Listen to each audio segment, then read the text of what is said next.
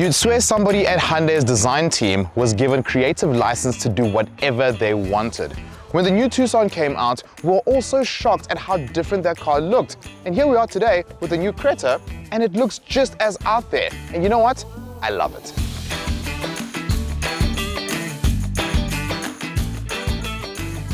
Not too long ago, we were making fun of manufacturers with their huge grills. But now, I've got a bit of egg on my face because Hyundai has pulled this off in a very different way. And like I say, it looks very good.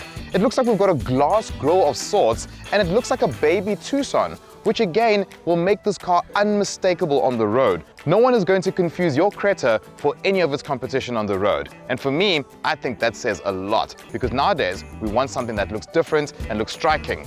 And I mean, come on, it looks great.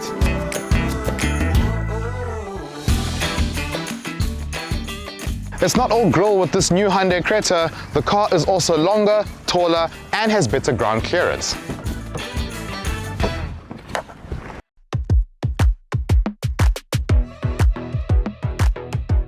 Sitting inside this new Hyundai Creta, and I say new with an asterisk because this is essentially a facelift, I still like how this cabin layout is. It's ergonomically friendly, everything is easy to understand and easy to use.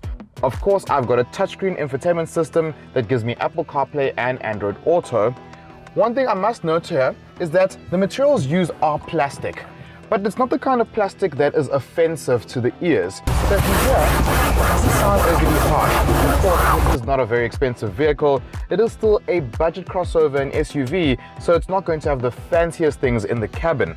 One thing I do like is the introduction of this new age Hyundai steering wheel, which was seen in products such as the Staria and other new age products such as the Tucson as well. This really to me feels like a baby Tucson, which is not a bad thing at all.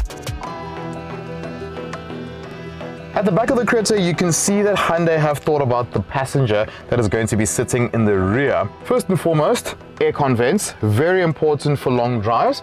Secondly, USB ports. It would be nice to see two, but I love the fact that there is one to begin with. Thirdly, I've got plenty of space here. This car feels very tall at the top here. I'm not the tallest individual, but I can see that I've got a lot of headroom space, and I've also got a lot of knee room space. So that means for road trips, you will be good to go. And of course, if you don't have a person sitting in the middle, you can even get more snug and still enjoy a little drink.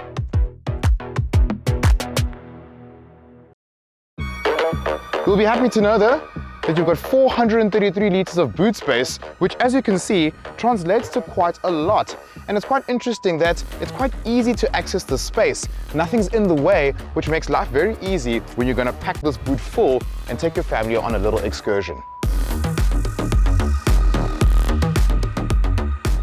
This new Hyundai Creta features a 1.5-litre engine, which drives very nicely on the road. We recently drove the Grand Creta, and it's amazing to see the similarities between the two cars.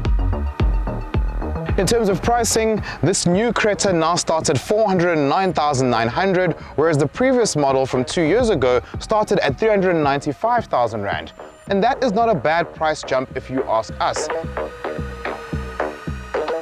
As we know, cars need to stay relevant, and we feel that this update really makes a difference in refreshing the Creta range.